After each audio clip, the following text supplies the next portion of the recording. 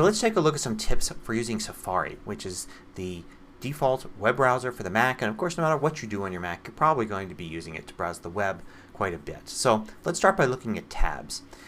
Tabs is a very useful way to view web pages at multiple web pages at the same time. You can open up multiple windows and have like multiple windows and even have them side by side, or overlapping each other or whatever. But tabs are just a lot easier, and they've been around for a while now, so a lot of people already use them.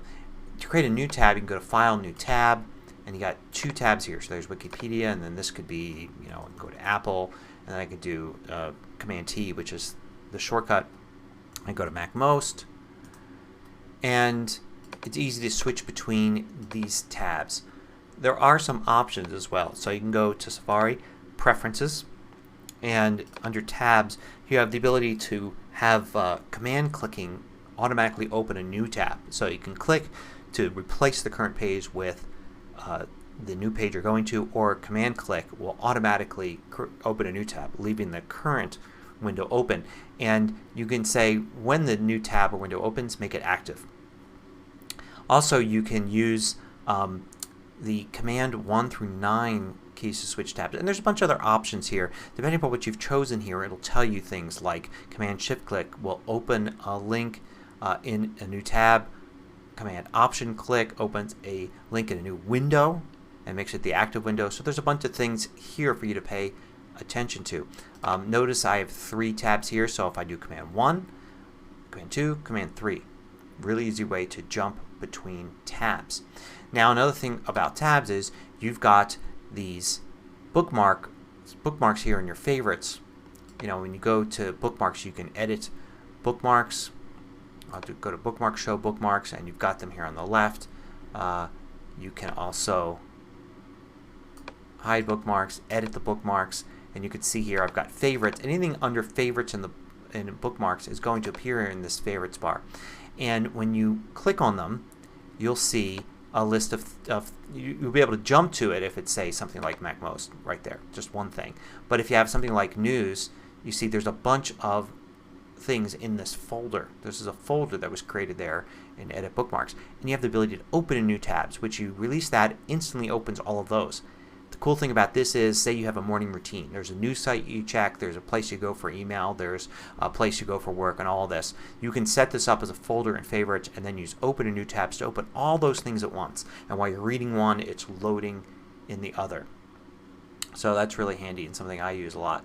Now when you do searches, let's do a search here for Apple, and you end up with a search in your default search engine, and then you go and click a link to go to it.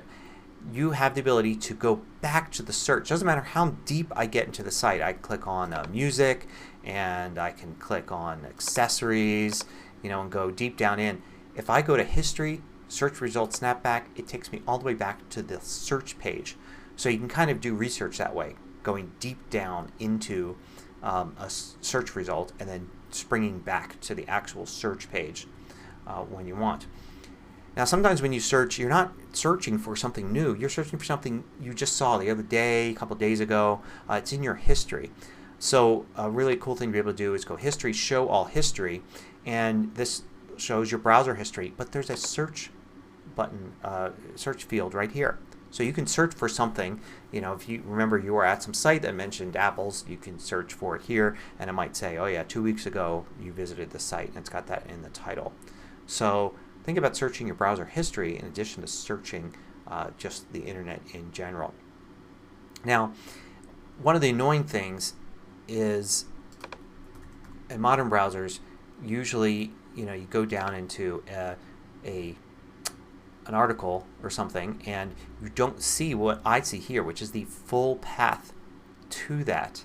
And the reason I see that is because I have a preference turned on. Safari Preferences, under Advanced, so show full web address. And this is what most people see. Just MacMost.com, no matter what page of MacMost they're at. But you turn that on, now you can see the full address there instead of just that. And another cool thing that you can do with a page is you can search for content inside the page. So for instance, say if you want to search a page. Let's go to Wikipedia here, and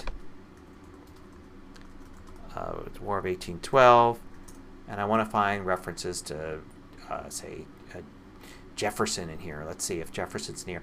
I can certainly search the page, search the internet for something, but I want to search this page for it. So I'll do Command F, and it brings up a little search box here, and this is going to search on this page. And sure enough, there's Thomas Jefferson mentioned all the way down here. So that certainly would take me a long time to find if I was just looking through it with my eyes. And you can see it says 6 matches, and I can flip through all the mentions of Jefferson there.